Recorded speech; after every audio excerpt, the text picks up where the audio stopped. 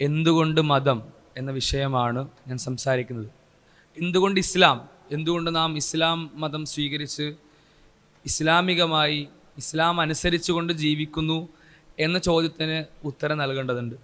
ഇവിടെ അതിൻ്റെ ആദ്യം ഇസ്ലാം എന്തുകൊണ്ട്, ഇസ്ലാം എന്തിന് എന്ന് മനസ്സിലാക്കണമെങ്കിൽ എന്തിനാണ് മതം, എന്തുകൊണ്ട് നമ്മൾ മതം അനുസരിച്ചൊരു മനുഷ്യൻ ജീവിക്കണമെന്ന് പറയുന്നു എന്നതിനെപ്പറ്റി ഒരു വ്യക്തത വേണം. എന്തിനാണ് മനുഷ്യന് മതം? മനുഷ്യന് മതമില്ലാതെ ജീവിച്ചുകൂടെ? മതമില്ലാതെയും മനുഷ്യന് ഈ ലോകത്ത് സർവൈവ് ചെയ്യാമല്ലോ, അതിജീവിക്കാമല്ലോ എന്ന രീതിയിലുള്ള വാദങ്ങളും സംസാരങ്ങളും നമുക്ക് അനേകം ഈ ലോകത്തിൻ്റെ പല കോണുകളിൽ നിന്നും കാണാൻ കഴിയും. വിശിഷ്യ സാമൂഹ്യ മാധ്യമങ്ങളുടെ യുഗമായ ഈ കാലഘട്ടത്തിൽ അനേകം അത്തരം സംസാരങ്ങളും അത്തരം വാദങ്ങളും കാണാൻ കഴിയും. അത്തരം വാദങ്ങൾ വിദ്യാർത്ഥികൾക്കും കൗമാരക്കാർക്കും യുവാക്കൾക്കുമിടയിൽ സ്വാധീനം ചെലുത്തുമാർ അവതരിപ്പിക്കപ്പെടുന്നതായും സാങ്കേതികതയുടെ വ്യത്യസ്ത മാർഗങ്ങൾ അതിനുപയോഗിക്കുന്നതായിട്ട് നമുക്ക് കാണാൻ കഴിയും. അവിടെയാണ് എന്തുകൊണ്ട് മതം എന്ന ഈ ഒരു അവതരണം വളരെ പ്രസക്തമാകുന്നത്. മതം എന്തുകൊണ്ടെന്ന് ചോദിക്കുമ്പോൾ അതിന് ഒരുപാട് കാരണങ്ങളാണ് ഞാൻ ആദ്യമായി പറഞ്ഞു വെക്കുന്നത്. അതിലാദ്യം പറയുന്ന കാരണം, എന്തുകൊണ്ട് മതമെന്ന് ചോദിക്കുമ്പോൾ ആദ്യം അതിനുള്ള ഉത്തരം ദൈവമുണ്ട് എന്നുള്ളത് തന്നെയാണ്. എന്തുകൊണ്ട് മനുഷ്യന് മതം വേണം, എന്തിന് മനുഷ്യന് മതം വേണമെന്ന് വെച്ചാൽ ദൈവം ഉണ്ട്. ദൈവമാണ് മനുഷ്യനെ സൃഷ്ടിച്ചത്. മനുഷ്യനെ സൃഷ്ടിച്ചതും അവനെ നിയന്ത്രിക്കുന്നതും ഈ ലോകം നിയന്ത്രിക്കുന്നതും ദൈവമാണ് എന്നതുകൊണ്ട് തന്നെ മനുഷ്യന് മതം അനിവാര്യമാണ്. ദൈവമുണ്ടോ എന്ന ചോദ്യത്തിന് അനേകം തെളിവുകൾ അനേകം രീതിയിൽ പലതവണ വിശ്വാസികളുടെ ഭാഗത്തു നിന്ന് അവതരിപ്പിക്കപ്പെട്ടായിട്ട് നമുക്ക് കാണാൻ കഴിയും. ഈ ഭൗതിക ലോകത്തെ വിവിധ പ്രവർത്തനങ്ങൾ, ഭൗതിക ലോകത്തെ വിവിധ വൈവിധ്യങ്ങൾ, വിവിധ തരത്തിലുള്ള പ്രതിഭാസങ്ങൾ, ഇവയെല്ലാം നമുക്ക് കാണിച്ചു തരുന്നത് അത്തരത്തിലൊരു ദൈവം നിയന്ത്രിക്കുന്നത് തന്നെയാണ് ഈ ലോകം എന്നുള്ളതാണ്. ആർഗ്യുമെൻറ്റ് ഫ്രം ഫൈൻ ട്യൂണിങ്, കലാം cosmological argument, teleological argument, argument from degree, contingency argument, ഞാനിപ്പോൾ പറഞ്ഞ പേരുകളൊക്കെ തത്വശാസ്ത്രത്തിൽ ദൈവമുണ്ട് എന്ന് സ്ഥാപിക്കുന്നതിന് വേണ്ടി തത്വശാസ്ത്രജ്ഞന്മാർ മുന്നോട്ട് വെക്കുന്ന വാദങ്ങളാണ്. ഇവയിൽ പലതും ഭൗതിക ലോകത്തെ വിവിധ പ്രക്രിയകളെയും വിവിധ പ്രതിഭാസങ്ങളെയും ചൂണ്ടിക്കാണിച്ചുകൊണ്ട് ഇത്തരത്തിലുള്ള പ്രതിഭാസങ്ങൾ ഈ ഭൗതിക ലോകത്ത് സംഭവിക്കണമെങ്കിൽ ഈ പ്രതിഭാസങ്ങൾക്ക് പിന്നിലൊരു ദൈവം ഉണ്ടായിരിക്കണം എന്ന് പറയുന്ന വാദങ്ങളാണ്. ഞാൻ ആ വാദങ്ങളുടെ ആഴങ്ങളിലേക്ക് കടക്കുന്നില്ല. അത് ദൈവമില്ല എന്ന് പറയുന്ന നാസ്തികത, എത്തീസം, നിരീശ്വരവാദം, അതിനാകട്ടെ തത്വശാസ്ത്രപരമായി ഇന്ന കാരണങ്ങൾ കൊണ്ട് ഈ ഭൗതിക ലോകത്തിനൊരു ദൈവം ഉണ്ടാകൽ സാധ്യമല്ല. ഈ ഭൗതിക ലോകത്തെ വിശദീകരിക്കാൻ ഒരു ദൈവം ഉണ്ടാവുക എന്നുള്ളത് അസാധ്യമാണ്, അസംഭവ്യമാണ് എന്ന് പറയാൻ അവർക്ക് കഴിയില്ല. അവർക്ക് കഴിയുന്ന ഏക കാര്യം, ഞങ്ങൾ ചില തെളിവുകൾ പറയും. ദൈവമുണ്ട് എന്നുള്ളതിന് ഞങ്ങൾ ചില തെളിവുകൾ പറയും. ആ തെളിവുകൾ തന്നെ നിങ്ങൾ തന്നാൽ ഞങ്ങൾ ദൈവമുണ്ടെന്ന് അംഗീകരിക്കാം. എന്തൊക്കെയാണ് അവർ പറയുന്ന തെളിവുകൾ? ദൈവത്തെ കാണിച്ചു നൽകുക, ദൈവത്തെ കേൾപ്പിച്ചു കൊടുക്കുക, കണ്ണിൻ്റെ മുന്നിൽ കണ്ടാൽ കാതിൽ കേട്ടാൽ ഞങ്ങൾ ദൈവമുണ്ടെന്ന് അംഗീകരിക്കാം എന്നിത്യാദിയുള്ള വാദങ്ങളാണ് അവർ പറയുക. ഈ തെളിവുകൾ കിട്ടിയാലേ ഞങ്ങൾ അംഗീകരിക്കൂ എന്ന് പറയും. ആ തെളിവുകൾ സ്വാഭാവികമായിട്ടും ദൈവത്തിനുണ്ടാവില്ല. പടച്ചവൻ തന്നെ ഈ ഭൗതിക ലോകത്തിനപ്പുറം ഒരു മറയിലാണ് പടച്ചവനുള്ളത് എന്നുള്ളത്, അല്ലെങ്കിൽ ആകാശത്തിലാണ്, മനുഷ്യർക്ക് എത്തിപ്പെടാൻ കഴിയാത്ത അവസ്ഥയിലാണുള്ളതെന്ന് പടച്ചവനെ വിശദീകരിക്കുമ്പോൾ പറയുന്ന കാര്യമാണ്. പടച്ചവൻ എന്താണെന്നുള്ളതിൻ്റെ അടിസ്ഥാന വിശദീകരണത്തിനപ്പുറം അവനെ തേടിയിട്ട് കാര്യമില്ലല്ലോ. അപ്പം അത്തരത്തിലുള്ള തികച്ചും ബാലിശമായ വാദങ്ങൾ മാത്രമേ ദൈവത്തെ നിരാകരിക്കുന്നവർക്ക് മുന്നോട്ട് വെക്കാനുള്ളൂ. ഞാൻ നേരത്തെ പറഞ്ഞ അനേകം വാചകങ്ങളിൽ, അനേകം വാക്കുകളിൽ ദൈവമുണ്ട് എന്ന് സ്ഥാപിക്കുന്ന ഒരുപാട് വാദങ്ങൾ നമുക്ക് ഇത്തരത്തിലുള്ള തത്വശാസ്ത്രജ്ഞരുടെ ഭാഗത്ത് നിന്ന് കാണാൻ കഴിയും. ലളിതമായൊരു വാദം മാത്രം പറയാം. നാസ്തികതയെയും ദൈവാസ്തികതയെയും പറ്റിയിട്ടുള്ള അവതരണം ഇവിടെ വരുന്നുണ്ട്. അതിൽ വളരെ പ്രധാനപ്പെട്ട ഒരു വാദം, അത് ആർഗ്യുമെൻറ്റ് ഫ്രം മൊറാലിറ്റി എന്നോ കോൺഷ്യസ്നെസ് എന്നൊക്കെ പറയാം. അഥവാ മനുഷ്യൻ പൂർണ്ണമായി നമുക്ക് അപ്രോച്ച് ചെയ്യാൻ കഴിയുന്ന രീതിയിൽ, നമുക്ക് സമീപിക്കാൻ കഴിയുന്ന രീതിയിൽ അവൻ പദാർത്ഥങ്ങൾ കൊണ്ട് സൃഷ്ടിക്കപ്പെട്ടവനാണ്. തീർച്ചയായും പദാർത്ഥങ്ങൾ എന്ന് പറഞ്ഞാൽ ആറ്റങ്ങൾ കൊണ്ട്, തന്മാത്രകൾ കൊണ്ട് സൃഷ്ടിക്കപ്പെട്ടവനാണ്. തന്മാത്രകളും ആറ്റങ്ങളും ചേരുമ്പോൾ ആ മനുഷ്യനിൽ സംഗമിക്കേണ്ട, സമ്മേളിക്കേണ്ട ഗുണങ്ങളെന്ന് പറഞ്ഞാൽ ഈ തന്മാത്രകളുടെയും ആറ്റങ്ങളുടെയും മാത്രം ഗുണങ്ങളായിരിക്കണം. അത് അതേ ഗുണങ്ങളായിക്കൊള്ളണമെന്നില്ല. ഹൈഡ്രജൻ, ഓക്സിജൻ, ഇതിലൊരു ആറ്റം തീ കത്തുന്ന ആറ്റമാണ്, മറ്റൊന്ന് കത്താൻ സഹായിക്കുന്നതാണ്. കത്തുന്നതും കത്താൻ സഹായിക്കുന്നതും കൂടി ചേരുമ്പോൾ ആളിക്കത്തലാണ് ഉണ്ടാവേണ്ടത്. പക്ഷേ ഹൈഡ്രജനും ഓക്സിജനും കൂടി ചേരുമ്പോൾ വെള്ളമാണ് ഉണ്ടാകുന്നത്. അതിനർത്ഥം ആ ഹൈഡ്രജൻ്റെയും ഓക്സിജൻ്റെയും ഈ രണ്ട് തന്മാത്രകൾ കൂടി ചേർന്നുണ്ടായ വെള്ളത്തിന് പദാർത്ഥങ്ങളുടെ പ്രത്യേകതയല്ല ഉള്ളതെന്നല്ല. ഹൈഡ്രജൻ്റെയും ഓക്സിജൻ്റെയും പ്രത്യേകതയല്ല, വേറൊരു പദാർത്ഥത്തിൻ്റെ പ്രത്യേകതയാണ്. ഒരിക്കലും രണ്ട് തന്മാത്രകൾ അല്ലെങ്കിൽ രണ്ട് പദാർത്ഥങ്ങൾ കൂടിച്ചേർന്നാൽ പദാർത്ഥങ്ങളുടെ വ്യത്യസ്ത പ്രവർത്തനങ്ങൾ ഉണ്ടാവും, പദാർത്ഥങ്ങളുടെ വ്യത്യസ്ത പ്രത്യേകതകൾ ഉണ്ടാവും. ഒരിക്കലും പദാർത്ഥങ്ങളുടെ പ്രത്യേകതകൾക്ക് അപ്പുറം പോകില്ല. മനുഷ്യനുള്ള പ്രത്യേകതകൾ എന്തൊക്കെയാണ്? ഒരു നിലക്കും ഒരു പദാർത്ഥത്തിലും കാണാത്ത പ്രത്യേകതകൾ, അഥവാ ബോധം, കോൺഷ്യസ്നെസ്, ബുദ്ധി, റേഷനാലിറ്റി, ധാർമ്മികത, മൊറാലിറ്റി. ഇത് പദാർത്ഥങ്ങൾക്ക് ഒരു നിലക്കൂലാത്ത പ്രത്യേകതയാണ്. ഏതൊക്കെ പദാർത്ഥങ്ങൾ എങ്ങനെയൊക്കെ കൂടിച്ചേർന്നാലും ഈ പദാർത്ഥങ്ങളുടെ പ്രത്യേകതകൾക്ക് അപ്പുറമുള്ളൊരു പ്രത്യേകത, കൂടിച്ചേർന്ന പദാർത്ഥങ്ങളുടെ അല്ല, ഏതെങ്കിലും ഒരു പദാർത്ഥത്തിന്റെ പ്രത്യേകതകളെ വരൂ, പദാർത്ഥത്തിന്റെ ഗുണങ്ങളെ വരൂ. മനുഷ്യനിലുള്ളതിനപ്പുറമുള്ള ഗുണങ്ങളാണ് അദ്ദേഹം അതിൽ പറയുന്നത്. ഇത് കാണിക്കുന്നത് പദാർത്ഥങ്ങൾക്ക് അപ്പുറമുള്ളൊരു സാന്നിധ്യം മനുഷ്യനിലുണ്ട് എന്നുള്ളതാണ്. അതാണ് റൂഹ് അഥവാ സോൾ അല്ലെങ്കിൽ ആത്മാവ്. മനുഷ്യനിൽ ആത്മാവ് ഉണ്ട് എന്നുള്ളതിന് വളരെ പ്രകടമായ തെളിവാണ് പദാർത്ഥാതീതമായ പ്രത്യേകതകൾ മനുഷ്യൻ കാണിക്കുന്നു എന്നുള്ളത്. പദാർത്ഥാതീതമായ സാന്നിധ്യം മനുഷ്യൻ്റെ ഉള്ളിലുണ്ട്. ആ പദാർത്ഥാതീതമായ സാന്നിധ്യം പദാർത്ഥ ലോകത്തിന് അപ്പുറമുള്ള ഒരു സൃഷ്ടാവിനെ ചൂണ്ടിക്കാണിക്കുന്നുണ്ട്. ഒരു വാദമാണ് ഞാനിവിടെ പറഞ്ഞത്. അത്തരം അനേകം വാദങ്ങൾ ദൈവാസ്തിത്വത്തിന് വേണ്ടി നമുക്ക് കാണാൻ കഴിയും. ദൈവമുണ്ട് എന്നുള്ളത് അത്തരത്തിൽ അനിഷേധ്യമായ ഒരു സത്യമായി നിലനിൽക്കുന്നു. അങ്ങനെയാണെങ്കിൽ ദൈവമുണ്ടെങ്കിൽ ആ ദൈവമാണ് സൃഷ്ടിച്ചതെങ്കിൽ മതം എന്തിനാണ് എന്നുള്ളതിൻ്റെ പ്രകടമായ തെളിവായി അത് വന്നു കഴിഞ്ഞു. ദൈവമുണ്ടെങ്കിൽ രണ്ട് കാര്യങ്ങളാണ്. ഒന്ന്, ദൈവമുണ്ടെങ്കിൽ ആ ദൈവത്തിനാണ് മനുഷ്യനെ പറ്റി ഏറ്റവും നല്ല അറിവുള്ളത്.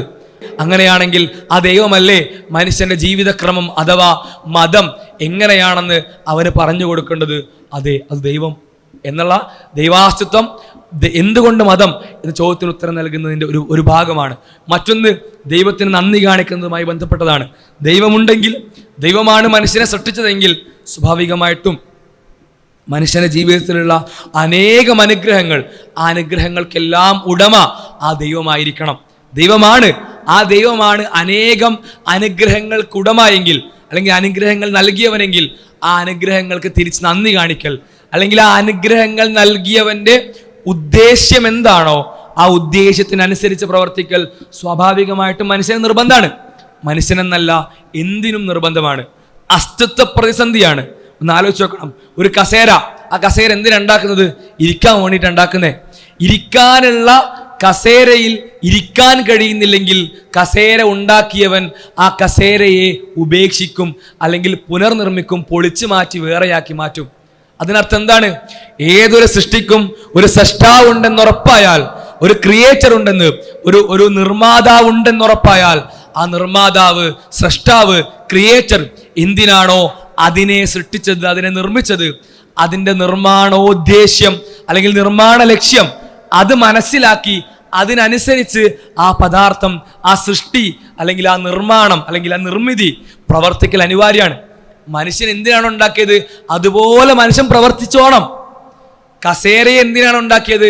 അതിന് കസേര പറ്റണം, എങ്കിലേ അതിന് നിലനിൽപ്പുള്ളൂ. അപ്പോൾ ദൈവമുണ്ടെന്നുറപ്പായാൽ ദൈവം നൽകിയ അനുഗ്രഹങ്ങൾക്ക് നന്ദി കാണിക്കലും ദൈവം എന്തിനാണ് അനുഗ്രഹങ്ങൾ നൽകിയെന്ന് അന്വേഷിക്കലും നിർബന്ധമാണ്.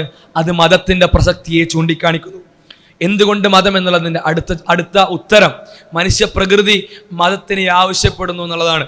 മതം പോലെ ദൈവം നൽകുന്ന, ദൈവം അനുശാസിക്കുന്ന ജീവിത രീതിയെ തേടുന്ന പ്രകൃതിയാണ് മനുഷ്യനുള്ളത്. മനുഷ്യൻ ആ ജീവിത രീതിയെ ആവശ്യപ്പെടുന്നു. ജീവിത രീതിയെ ആവശ്യമുള്ള രീതിയിലാണ് മനുഷ്യൻ്റെ പ്രകൃതം സ്ഥാപിതമായിട്ടുള്ളത്. മനുഷ്യൻ്റെ പ്രകൃതത്തിൽ അനേകം കാര്യങ്ങൾ നമുക്ക് കാണാൻ കഴിയും. അതിൽ വളരെ പ്രധാനപ്പെട്ട ഒന്നാണ് മനുഷ്യൻ്റെ ബുദ്ധിയുടെ ഭാരം. മറ്റൊരു ജീവിക്കുമല്ലത്. മനുഷ്യൻ ജീവിക്കുന്നത് ബുദ്ധി അവനിൽ ഏൽപ്പിക്കുന്ന വലിയൊരു ഭാരത്തിൻ്റെ മുകളിലാണ്.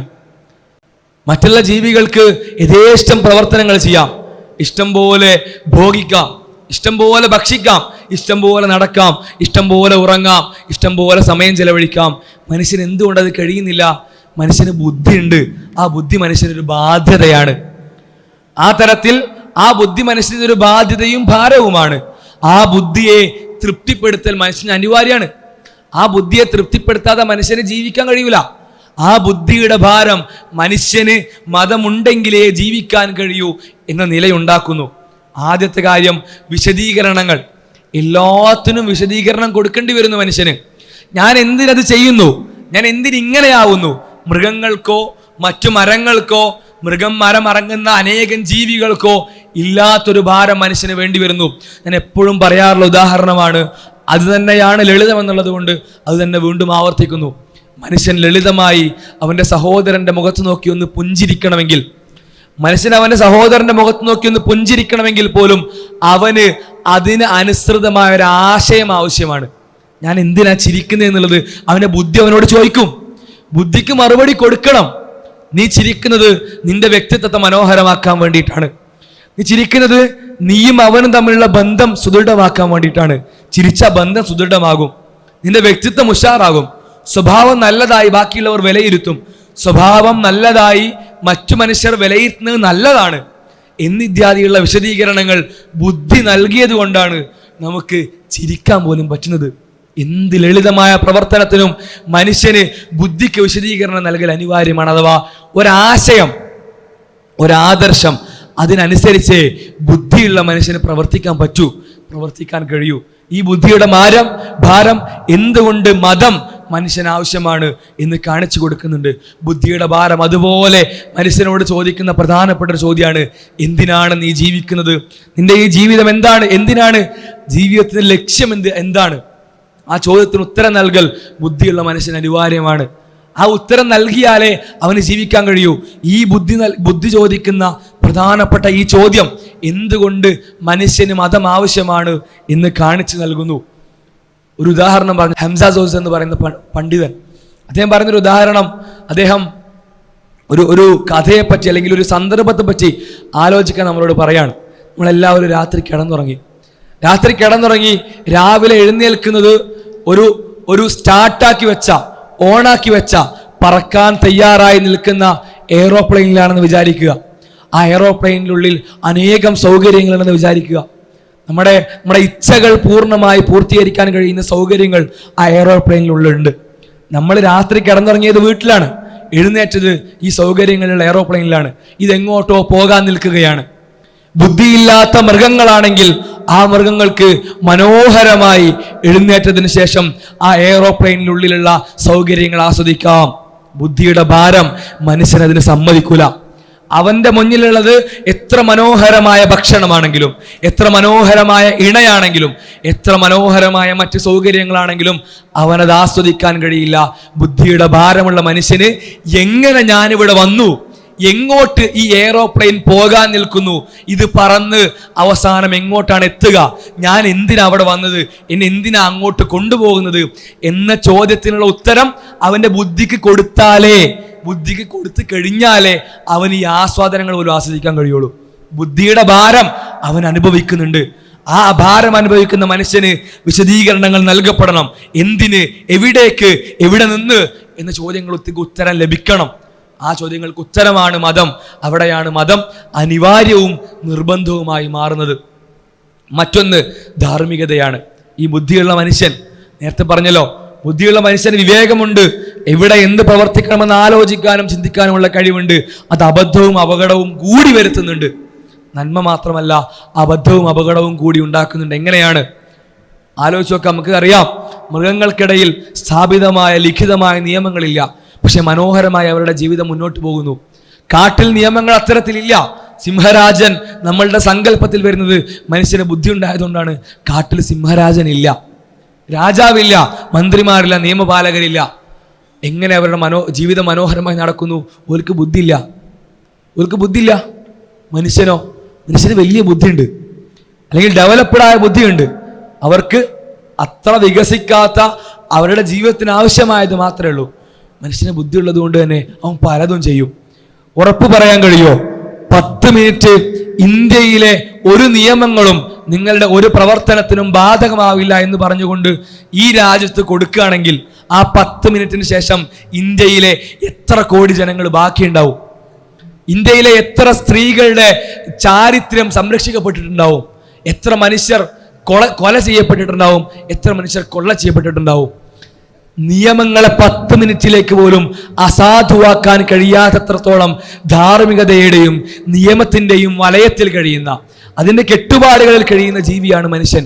മനുഷ്യന് നിയമം കൊടുക്കാതിരിക്കാൻ പറ്റൂല. നിയമം അനിവാര്യമാണ്. എങ്ങനെയാണ് നിയമം കൊടുക്കേണ്ടത്? ധാർമ്മികത എങ്ങനെയാണ് സ്ഥാപിതമാകേണ്ടത്, നിശ്ചയിക്കേണ്ടത്, ശരി എന്താണ്, തെറ്റെന്താണ്, മനുഷ്യനത് തീരുമാനിക്കാൻ ശ്രമിച്ചാൽ അനേകം അബദ്ധമുണ്ടാവുമെന്നുള്ളതിന് ഒരുപാട് ഉദാഹരണങ്ങൾ കാണാൻ കഴിയും. ഹാം പ്രിൻസിപ്പിളും യൂട്ടിലിറ്റേറിയനിസവും അടക്കമുള്ള ഗോൾഡൻ തിയറിയും അടക്കമുള്ള അനേകം ധാർമ്മിക സിദ്ധാന്തങ്ങൾ, ഇങ്ങനെ ശരി, ഇങ്ങനെ തെറ്റ്, ഇത് നല്ലത്, ഇത് മോശം എന്ന് പറയാൻ മനുഷ്യർ കൊണ്ടുവന്നിട്ടുണ്ട്. എന്തൊക്കെയാണോ കൊണ്ടുവന്നിട്ടുള്ളത് അവയെല്ലാം പരാജയപ്പെട്ടു പോയിട്ടേ ഉള്ളൂ. മനോഹരമായി കാഴ്ചക്കും കേൾവിക്കും ഇമ്പമുള്ള ഒരുപാട് തിയറികൾ കൊണ്ടുവരപ്പെട്ടുവെങ്കിലും ആ തിയറികളുടെ വിശദാംശങ്ങളിൽ ബലാത്സംഗം പോലും തെറ്റാണെന്ന് പറയാൻ പറ്റാത്ത തിയറികളുണ്ട്. ഒരു അന്ധനായ അല്ലെങ്കിൽ ഒരു ഭിന്നശേഷിക്കാരനായ ബുദ്ധിയില്ലാത്ത കുട്ടിയെ ബലാത്സംഗം ചെയ്യുന്നത് കൊണ്ട് തെറ്റില്ല എന്ന് പറഞ്ഞ നാസ്തിക ദാർശനികന്മാരെയും തത്വശാസ്ത്രജ്ഞന്മാരെയും നമുക്ക് കാണാൻ കഴിയും. പീറ്റർ സിംഗർ അതിലൊരു ഉദാഹരണമാണ്. ശവത്തെ ഭോഗിക്കുന്നതിനെ ന്യായീകരിച്ചവരെ കാണാൻ കഴിയും. ചിമ്പാൻസിയേക്കാൾ മൂല്യമില്ല ഒരു കുട്ടിക്ക് അല്ലെങ്കിൽ ഒരു ഭിന്നശേഷിക്കാരനായ ബുദ്ധിയില്ലാത്ത കുട്ടിക്ക് എന്ന് പറഞ്ഞവരെ കാണാൻ കഴിയും. ധാർമ്മികത മനുഷ്യനെ വിശദീകരിക്കാൻ ശ്രമിച്ചാൽ അനേകം പ്രശ്നങ്ങളുണ്ടാവും. ആ പ്രശ്നങ്ങളിൽ വെള്ളക്കാരൻ്റെ പ്രശ്നം കാണാൻ കഴിയും. ആ പ്രശ്നങ്ങളിൽ മെജോറിറ്റേറിയനിസം അഥവാ ഭൂരിപക്ഷവാദം കൊണ്ടു നടക്കുന്ന ആളുകളുടെ പ്രശ്നം കാണാൻ കഴിയും. മനുഷ്യർ ധാർമ്മികത നിശ്ചയിക്കുന്നവരാണെങ്കിൽ, മനുഷ്യരാണ് നിശ്ചയിക്കേണ്ടതെങ്കിൽ ഫലസ്തീനിലെ കുട്ടികളെ പീഡിപ്പിക്കുന്ന ഇസ്രായേലിയുടെ ധാർമ്മികത, അവരെ സപ്പോർട്ട് ചെയ്യുന്ന പാശ്ചാത്യരുടെ ധാർമ്മികത അതിനനുകൂലിക്കേണ്ടി വരും. ഇന്ത്യയിലെ ന്യൂനപക്ഷങ്ങളെ പ്രയാസപ്പെടുത്തുന്ന ഫാസിസ്റ്റുകളുടെ ധാർമ്മികത, കഴിഞ്ഞുപോയ ഹിറ്റ്ലറുടെയും മുസോളിനിയുടെയും മാവോ സെതോങ്ങിൻ്റെയും സ്റ്റാലിൻ്റെയും ധാർമ്മികത അത് അംഗീകരിക്കേണ്ടി വരും. മനുഷ്യനത് നിശ്ചയിക്കാൻ കഴിയില്ല. നേരത്തെ പറഞ്ഞതുപോലെ സൃഷ്ടാവിനാണ്, ദൈവത്തിനാണ് മനുഷ്യനെ പറ്റി വ്യക്തമായ അറിവുള്ളത്. അവനാണ് ആ ധാർമ്മികത കൊടുക്കേണ്ടത്. അവൻ നൽകിയ ധാർമ്മികതയിലൂടെ മാത്രമേ മനുഷ്യന് മുന്നോട്ട് പോകാൻ കഴിയൂ. ആ ധാർമ്മികത മനുഷ്യനെ ജീവിക്കാൻ നിയമവും ധാർമ്മികതയും ആവശ്യമാണ് എന്നത്, അവന് മതം വേണം എന്നതിൻ്റെ അനിവാര്യതയെ ചൂണ്ടിക്കാണിക്കുന്നു. മറ്റൊന്ന്, ഖുർആൻ മനുഷ്യനെ പറ്റി പറഞ്ഞതാണ്, മനുഷ്യൻ ആവലാതിക്കാരനാണ്. ഇന്നൽ ഇൻസാന ഖുലിഖ ഹലൂഅ ഇദാ മസ്സഹു ശർറു ജസൂഅ വ ഇദാ മസ്സഹുൽ ഖൈറു മനുഅ. ഷർറ് വന്നാലും ഖൈർ വന്നാലും ആവലാതിയുള്ള രീതിയിലാണ് മനുഷ്യൻ സൃഷ്ടിക്കപ്പെട്ടിട്ടുള്ളത്. ഷർറ് വന്നാലും ഖൈർ വന്നാലും അവൻ്റെ മനസ്സിൽ ആവലാതികളാണ്. നമ്മൾ മനുഷ്യരാണ്, നമുക്കതറിയാം എങ്ങനെയാണ് മനുഷ്യൻ്റെ ആവലാതികളെന്ന്. ആ ആവലാതികളുള്ള മനുഷ്യന് പരിഹാരമായി സൂറത്ത് മആരിജിന്റെ ബാക്കി ഭാഗങ്ങൾ പറയുന്നുണ്ട്. ആ പരിഹാരങ്ങൾ ജീവിതത്തിൽ മനോഹരമായി പ്രായോഗികവൽക്കരിക്കാവുന്നതുമാണ്. ഇല്ലൽ മുസല്ലീൻ, നമസ്കരിക്കുന്നവർക്കൊഴികെ ആവലാതികളുള്ളൂ. അനേകം സക്കാത്ത് കൊടുക്കുന്നതിനെ പറ്റി, അമാനത്തുകൾ പാലിക്കുന്നതിനെ പറ്റി, ഗുഹ്യാവയവങ്ങൾ സൂക്ഷിക്കുന്നതിനെ പറ്റി അനേകം ആയത്തുകൾ ശേഷം പറയുന്നുണ്ട്. ഇതൊക്കെ പാലിക്കുന്നവനെ സംബന്ധിച്ച് അവൻ ആവലാതി ഉണ്ടാവില്ല എന്ന് പറയുന്നുണ്ട്. ആ ആവലാതി ഇല്ലാത്തവനായി, സൃഷ്ടാവിനെ സ്മരിക്കുന്നവനായി, വിശ്വാസമുള്ളവനായി, മതമുള്ളവനായി ജീവിച്ചാൽ മാത്രമേ ആവലാതിയില്ലാത്ത മനുഷ്യപ്രകൃതിയിലെ പ്രശ്നം ഒഴിവാക്കുന്ന രീതിയിലെ ജീവിതം മനുഷ്യന് സാധ്യമാകൂ. അതും അവന് മതം അനിവാര്യമാണ് എന്ന് ചൂണ്ടിക്കാണിക്കുന്നുണ്ട്. മനുഷ്യൻ ബലഹീനനാണ്. വഖുലിഖൽ ഇൻസാനു ദഈഫ എന്നും ഖുർആൻ പറയുന്നുണ്ട്. അവൻ്റെ ബലഹീനതയെ, അവൻ്റെ ദൗർബല്യത്തെ അതിനെ മറികടക്കാനും സൃഷ്ടാവിൻ്റെ സപ്പോർട്ട്, സൃഷ്ടാവിൻ്റെ നിയമങ്ങളുടെ അനുസരണം, അവൻ്റെ നിയമങ്ങളുടെയും അവൻ്റെ വഴികളുടെയും വ്യക്തമായ ധാരണ മനുഷ്യനുണ്ടാവൽ നിർബന്ധമാണ്. അതുണ്ടെങ്കിലേ നേരത്തെ പറഞ്ഞതുപോലെ മനുഷ്യന് അവൻ്റെ കുറവായ, അവൻ്റെ ഇല്ലായ്മയായ അല്ലെങ്കിൽ അവൻ്റെ പ്രശ്നങ്ങളായ ബലഹീനതയെയും അല്ലെങ്കിൽ ആവലാതിയുടെയും പ്രശ്നങ്ങൾ ദൂരീകരിക്കാൻ കഴിയൂ. അങ്ങനെ മനുഷ്യപ്രകൃതിയുടെ ഏത് കോണിനെ എടുത്ത് പരിശോധിച്ചാലും, ഏത് ആസ്പെക്റ്റുകൾ എടുത്ത് പരിശോധിച്ചാലും ഇങ്ങനെ അനേകം മനുഷ്യൻ എന്തെല്ലാം ഉണ്ടോ, പ്രപഞ്ചത്തിൽ എന്തെല്ലാം ഉണ്ടോ അവയെല്ലാം എടുത്ത് നിങ്ങൾ പരിശോധിക്കുക. അവയെല്ലാം നിങ്ങൾക്ക് കാണിച്ചു തരിക നിങ്ങളുടെ സൃഷ്ടാവിൻ്റെ, നമ്മുടെ സൃഷ്ടാവിൻ്റെ നിയമങ്ങളും അവൻ്റെ വിധിവിലക്കുകളും അനുസരിച്ച് ജീവിക്കേണ്ടതിൻ്റെ അനിവാര്യതയാണ്. അഥവാ മതകീയ ജീവിതത്തിൻ്റെ അനിവാര്യതയാണ്. മതമുണ്ടെങ്കിലേ മനുഷ്യൻ്റെ ജീവിതം പൂർണ്ണമാവൂ എന്ന് സൂചിപ്പിച്ചുകൊണ്ട് ഞാൻ എൻ്റെ വാക്കുകൾ അവസാനിപ്പിക്കുന്നു. ആഖിറു ദഅ്വാനാ അനിൽ ഹംദുലില്ലാഹി റബ്ബിൽ ആലമീൻ. അസ്സലാമു അലൈക്കും വറഹ്മത്തുള്ളാഹി വബറകാതുഹു.